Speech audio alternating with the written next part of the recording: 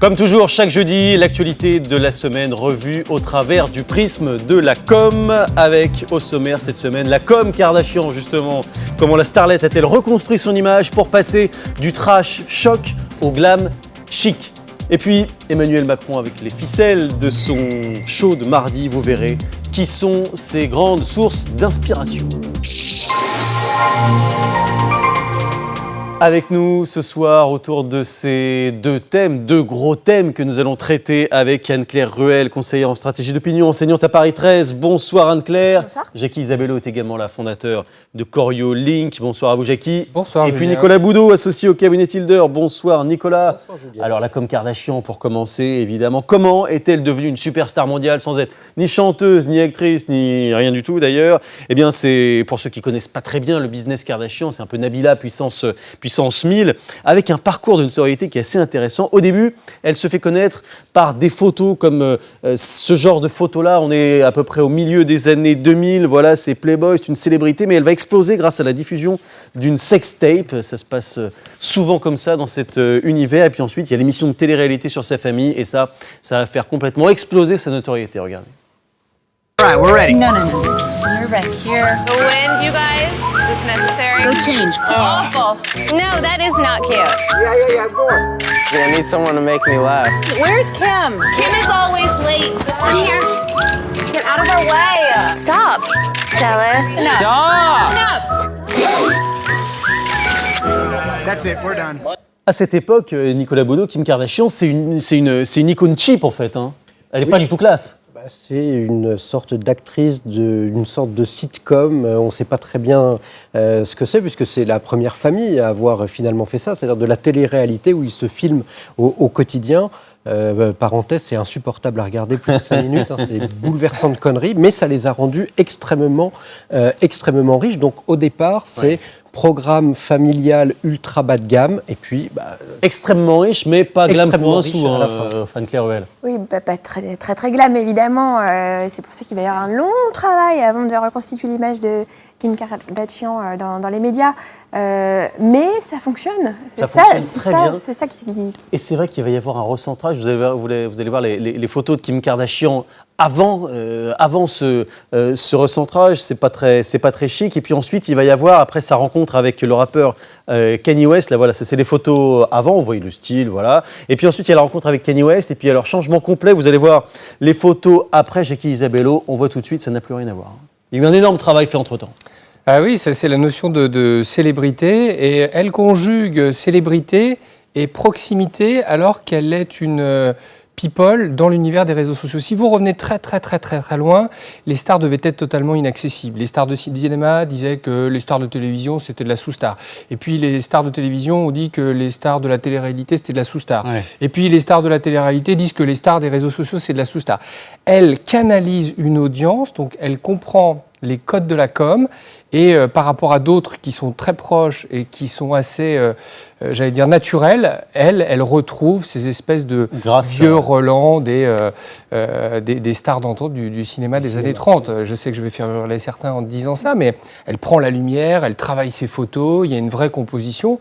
C'est peut-être vide de sens, mais d'un point de vue de la communication, c'est plutôt bien foutu. C'est un côté pin-up des années 30 et des années 40 et des années 50. Elle a retrouvé cette image de la starlette américaine de cette époque-là, hyper plantureuse, dont on n'attend pas du tout qu'elle parle ni qu'elle fasse des phrases. Tout est sur l'image, tout est sur la photo. Mais en 2016, depuis 2010 et jusqu'à aujourd'hui, en s'appuyant sur les réseaux sociaux. Avec ça, là-dessus, c'est hyper nouveau. Oui. Et elle est la seule à avoir vraiment réussi à ce niveau-là. Avec un travail sur la photo, dont l'apogée va être cette photo-là. On n'est plus en couverture de Playboy, on est maintenant, Anne-Claire Ruel, en couverture de Vogue, cette photo de mariée. Et elle devient d'un seul coup une espèce d'icône, là, complètement glamour. Adoubée par Anna Wintour, par Karl Lagerfeld, tous les plus branchés s'accaparent cette image. Oui, elle a réussi son pari, c'est-à-dire qu'elle s'est bien entourée. On voit qu'il y a un énorme travail de communication, que ce soit évidemment sur sur l'image, sur l'habillement évidemment. On la voit ici avec Anna Wintour d'ailleurs. Voilà. La papesse de la mode. Et elle a réussi ce dont elle souhaitait, c'est-à-dire accéder vraiment à des choses beaucoup plus haut de gamme et sortir un petit peu de cette image qui lui collait un petit peu au basket, si j'ose dire. Au basket compensé, parce qu'elle n'est pas très grande voilà, en réalité. Ouais, voilà. Et puis aussi, elle va se diversifier. Elle va diversifier son business, Jackie Isabello. Elle va devenir une experte, je ne sais pas si vous le saviez, mais du maquillage qui permet d'adoucir le contour du visage, une icône des fossiles. Mais tout ça, ça lui permet de gagner énormément d'argent. Et c'est plus du tout grâce à sa sextape. Hein. Vous doutez bien, Julien, que je suis un grand spécialiste. Et je le sais, c'est pour ça que je vous en parle. Et on a parlé plusieurs fois lors de cette émission de ces fameux power couple, de ces people qui, en faisant 1 + 1, donnent une équation, enfin le résultat d'une équation qui est égale à 3. Et bien elle, avec Kanye West, elle a aussi composé ça. Donc 1 + lui fait un business à 3 qui est assez somptueux. Les gens veulent les voir séparément, mais ils veulent les voir aussi se conjuguer. Et ça donne un business absolument exceptionnel dans tout un tas de domaines. Et leur beauté, leur glamour qui correspond à leur public, c'est une façon d'adresser la cible, comme on dit en marketing, qui est formidable. Et c'est vrai qu'effectivement, elle a occupé le terrain des réseaux sociaux, Anne-Claire Ruel, davantage que les autres. Regardez le nombre de personnes qui la suivent dans le monde sur Twitter d'abord. Alors elle est battue quand même là-dessus par le président américain, Barack Obama, qui la devance assez largement. Mais quand on regarde sur Instagram, alors là, les rapports de force s'inversent complètement. Elle a plus de 80 millions de suiveurs, on est pratiquement à 85. À égalité avec Beyoncé, Barack Obama est relégué très très loin. Il faut dire, Anne-Claire Ruel, que c'est la reine du selfie. Elle met tout le temps en scène sa vie. Elle est dans l'air du temps. C'est un peu l'air du vide, effectivement, la concernant, mais c'est de l'air du temps. Et surtout, c'est pour ça que ce qui lui arrive là, son agression à Paris, c'est fondamental parce que ça touche vraiment l'image de Paris. On voit ces chiffres, c'est d'une personnalité internationale. Très connue. Il n'y a pas forcément des gens qui sont adhérents, enfin qui sont sympathisants, j'allais dire, au terme d'une personnalité publique sur elle, mais c'est-à-dire que voilà, elle agrège quand même un certain nombre de followers et ça, on doit à l'heure actuelle prendre en compte cela. C'est aussi ce qu'il a perdu, parce qu'on a aperçu ici la photo où elle se montre avec cette fameuse bague qui vaudrait 4 millions de dollars, une photo qu'elle a postée juste avant cette fameuse agression, cette fameuse attaque. Et là, c'est évidemment la com de la ville de Paris qui en prend un sacré coup, la ville qui essaie de se remettre des attentats sur le plan de son image internationale avec un tourisme qui s'effondre. Le monde entier va entendre parler de cette agression parce que c'est une star planétaire. Sur le site du New York Times, l'article consacré à cette affaire est largement en tête des articles les plus consultés ce jour-là. Et il y a aussi la vidéo virale de son mari qui arrête un concert au beau milieu de sa prestation parce que l'attaque vient de se produire. Regardez la scène.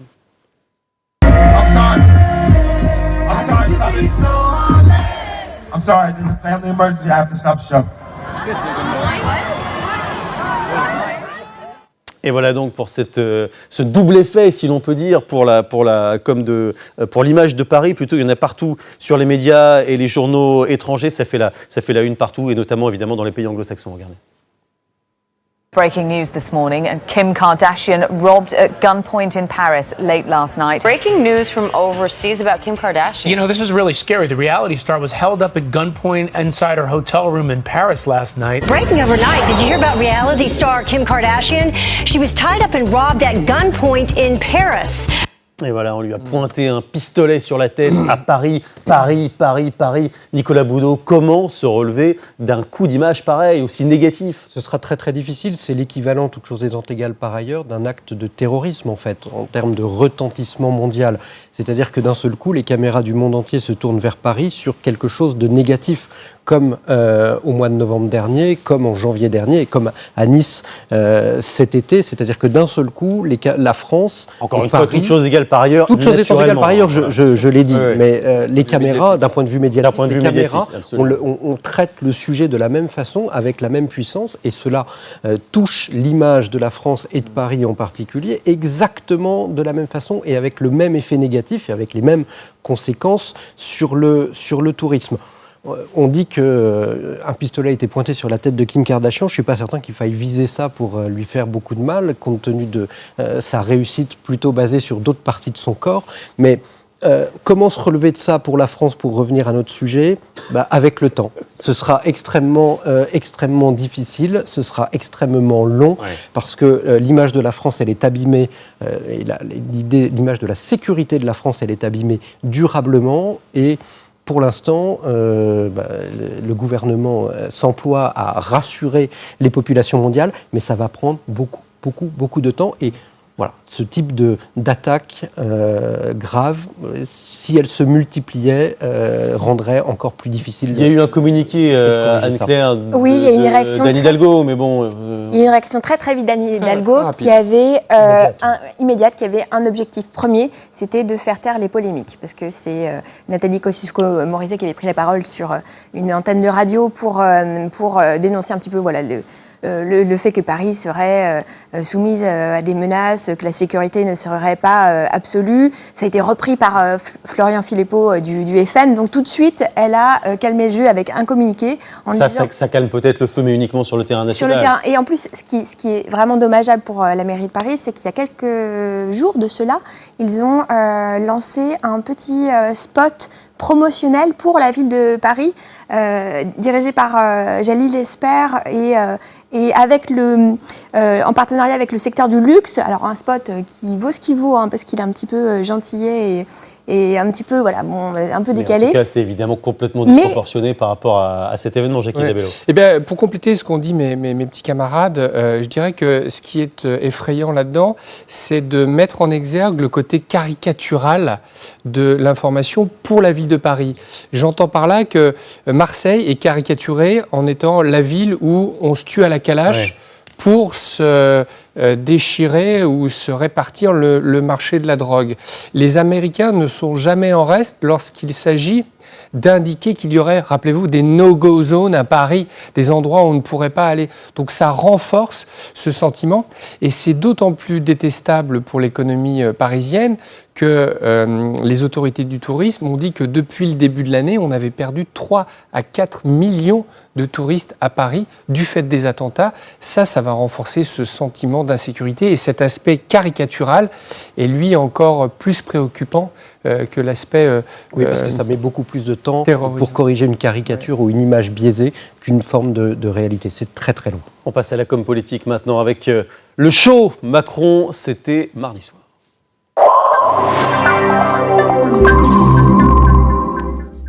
Avec donc cette image on n'ose pas encore dire le candidat naturellement, mais disons du leader du mouvement En Marche, seul sur la scène qui est elle-même au milieu de la foule. On s'est intéressé justement à cette scénographie, on le voit bien ici.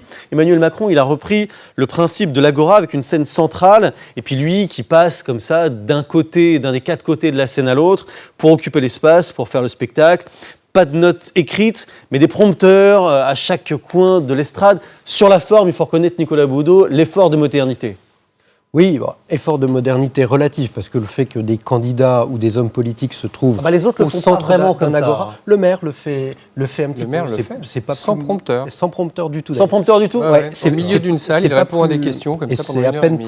Et c'est pas plus moderne d'ailleurs. Donc il y a une forme de mise en scène qui est très travaillée. C'est plutôt positif. C'est assez nouveau parce que ça crée une forme de proximité et tout le monde a l'impression d'être près du candidat, contrairement. On n'est pas dans la distance, on n'est pas devant, au-dessus. Il y a une volonté de proximité et de se placer au centre, mais à égalité avec le tour. Donc c'est plutôt bien joué en termes de scénographie.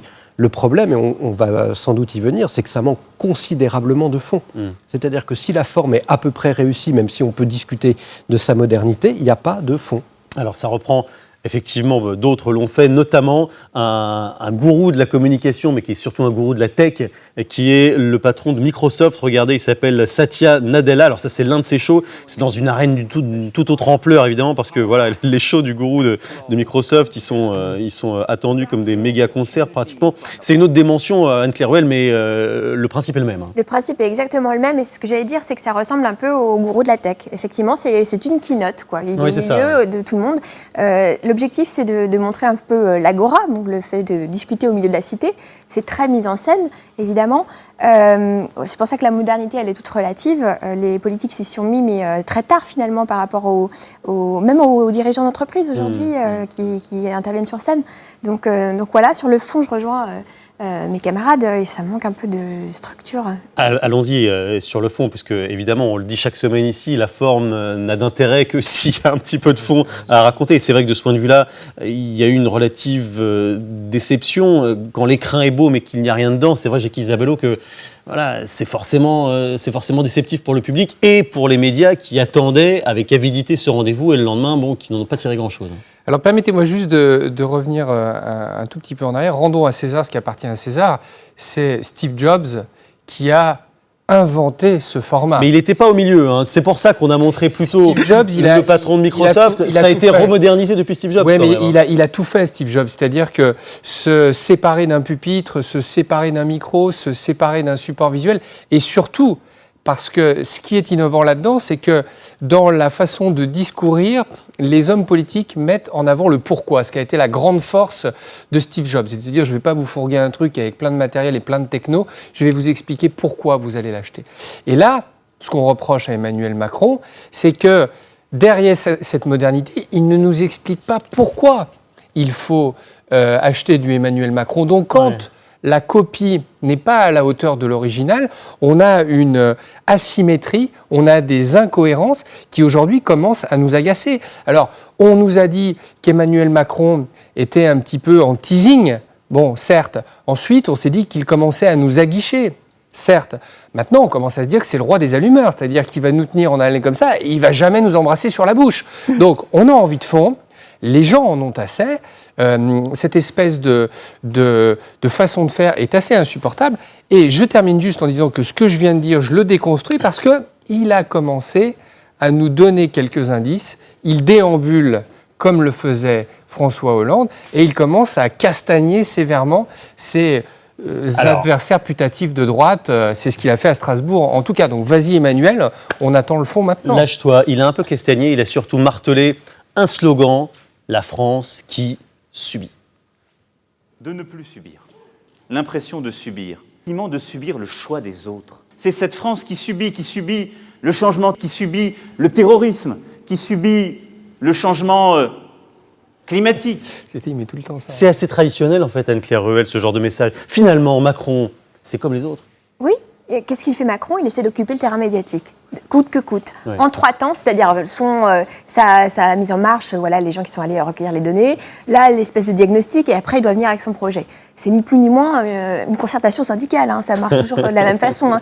Et là, le fait de marteler aussi, c'est de faire passer un message sur, pour l'instant, pas grand-chose, il essaie d'allonger la séquence. Il y a un second meeting qui se profile, Nicolas Boudot. Quel conseil vous lui donneriez si vous deviez le briefer aujourd'hui avant ce meeting qui est censé être consacré à la vie quotidienne? Je lui dirais, du fond, ne pense pas qu'une élection aussi importante que la présidentielle se joue exclusivement sur la personnalité. C'est-à-dire ça se joue sur 1 ou 2 idées qui peuvent être résumées par des slogans, mais surtout, ne pense pas que ta seule tête va suffire. En fait, on est dans un phénomène médiatique et on réagit nous-mêmes comme les médias. Vous savez, il y a 3 temps pour les hommes politiques dans le phénomène médiatique. 3 lettres, 3 L. D'abord, on lèche, et là, Macron, il a eu sa dose. Ensuite, on lâche, et c'est en ce moment ce qu'on est en train de faire. C'est-à-dire que Macron, on l'a porté au nu, et nous, qui représentons les médias, qui ne sommes pas journalistes, mais qui les sentons, on sent qu'il va être lâché, et ensuite on lynche généralement. Et il n'est pas loin de ça. Alors peut-être qu'il pourra, si justement dans son prochain meeting il annonce du fond